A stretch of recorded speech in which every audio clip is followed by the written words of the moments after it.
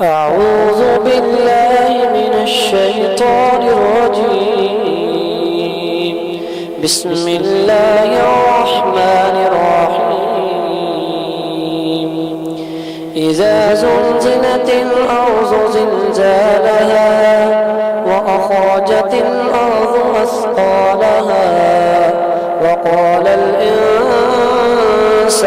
ما لها يومئذ تحدث أخبارها بأن ربك أوحى لها يومئذ يصدر الناس أشتاتا ليروا أعمالهم فمن يعمل مثقال ذرة خيرا يره ومن يعمل مثقال ذرة